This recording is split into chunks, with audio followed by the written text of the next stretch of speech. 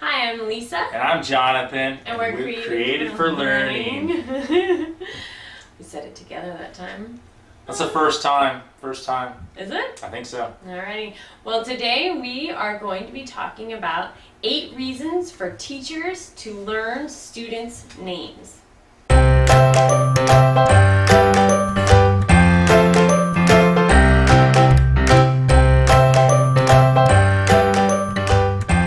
Number 1 is you gain mystical powers. Ooh.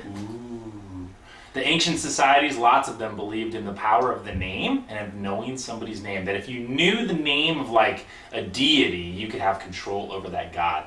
And so with our students, we really do believe there's some kind of mystical power that comes up when you know the student's name. Like, maybe not mystical like that, but there is a very huge difference between not knowing a student's name and knowing them. Like, hey you, who, me? What's your name? Mike, and then they don't even tell you a real name, right? Because if you've ever been a substitute teacher, you know that's one of the main reasons you don't have power in the classroom and control is because you don't know their names and they can just pull the wool right over you. So, first reason to learn their names is because it gives you some kind of miraculous little power.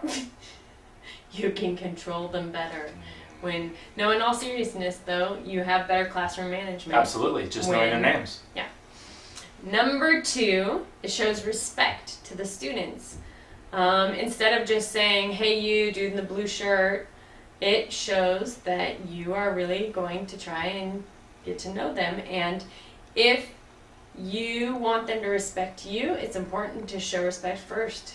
So, And what better way than knowing their name? Yep. Number 3, it broadens your cultural horizons. In our classrooms these days, you have such a spectrum of names, and really would be ripping ourselves off if we didn't learn about all these other cultures. And going back to respect, right? Respecting all of the cultures. So, learn to say the actual way the name is said. Don't let the student say, yeah, that's good enough. I don't let them say that's good enough. I want to be the teacher who knows how to say their name. I will likely be the only one, right? And how sad, it's sad to me when I have a student who says, you're the only one who said my name right all year. And that's because at the beginning of the year I said, I really want to know how to say your name. So whether their last name is German, like Krumpfutz, you say it, not Krompvotes. No, like learn how to say Krumpfutz. And if their last name is Duong, learn that it's not Duong, it's Duong. And if it's Avani, don't say Avani, say Avni. Like however they want their name said. Don't give them a nickname they don't want to be called, right? Give them the cultural name that they want to be called, right? Whatever that is, learn how to say it. So important. And if you need to write down the phonetic way on your seating chart there, write it down. However you need, right? You don't have to spell it correctly. You need to spell it so that you can say it, right? And then every time, insist on saying it correctly. Don't let them say, yeah, that's good enough. You say it correctly. It's a huge way to show them love. and it's okay to check with them. Am I saying it correctly? Yep. I had one student a couple of years ago. I had to, it took me like 15 times because it was like this small vocal nuance. And I couldn't even hear how she was saying it differently. No, it's like this. And I went, I swear I just said it like that. And I kept trying to figure it out. I couldn't even get it that day. But the next day I tried it again. It took me like 3 days of asking a number of times so I could say her name right. But she knew I cared. It wasn't crazy. It was like, I'm going to get this because you matter.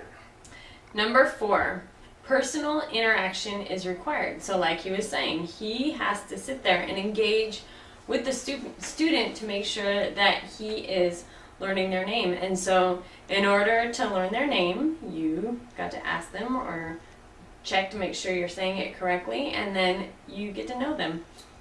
So personal interaction is required, and that's good because you want to build that bond, and then hopefully later on that'll facilitate it so that in discussions they'll feel safe and be more likely to share. And number 5, it gets more students involved, and it gets students more involved, like both ways. As I use their names, then it's not just the vocal students, those 5 who are always going to talk and you're trying to get the rest of the students to share. When you know their names, they all just, it's almost magical again, because I think it's because you care. They know you care. They want to be involved more. And then when you use their name, because you know it, like in the middle of a conversation, somebody raises it and you say their name, because you've got it memorized, they want to be involved again more. Or you can just like turn to this side of the class and say, Jorge Hernandez, what do you think about that? And they're all of a sudden right in on it. You don't have to go check and waste 5 seconds every time you need to learn somebody's name. You got to learn it those first 2 weeks. Get it. Number 6, it introduces students to their peers. So lots of times kids are shy or they don't know everyone, especially you taught middle school, so it might be the first time that they've all kind of merged their elementary schools together and come to know each other, and so they can hear you using their names, and then they might learn their names, and then it makes it easier for them to introduce themselves or say like, hey, Joe, nice to meet you. Yeah, and I just thought of a number 6 part B. It introduces them to other cultures, right? Instead of us, relegating some cultures to second rate or third rate because we don't want to learn to say those, it shows the students that it matters to learn and value all of these other cultures. Number 7, and that gives you street cred, right? I am so surprised all the time by the fact that some student will come up to me and say, Mr. Stevens, you're the only teacher who knows how to say my name. Or there's only you and this one other teacher actually know my name. What? I don't even understand. I can kind of I can empathize if you're a middle school or high school student. There were years I had like 200 students. Learning all those names is an act of love, but it gives you such street cred that you know their names. And then street cred carries on. It lives on from year after year. The students that are leaving your class this year, when they know they were cared for by you, they will tell the next year's students, right? Oh, you want that teacher. Yeah, he's hard, she's hard, but she'll care. And then they enter your class the next year, and you've already earned classroom management and credibility because of your previous years of care. And reason number 8, it proves you truly care. So we've been talking about care. It shows that you care.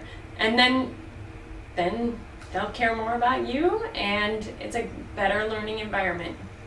Yeah, what do they say? They say that people years later won't remember what you said, but they'll remember how you made them feel. Mm-hmm. And so there's the first step to making somebody feel cared for and loved is know their name. Conversation for the day is, what tricks have you used to learn students' names? So it's trickier for secondary teachers because they have way more students, but even when I was teaching elementary school that first week trying to learn their names, what tricks have you used to learn student names? Skills, patterns, all of that. Teach us, share them down there. Thanks for being here, and thanks for being awesome.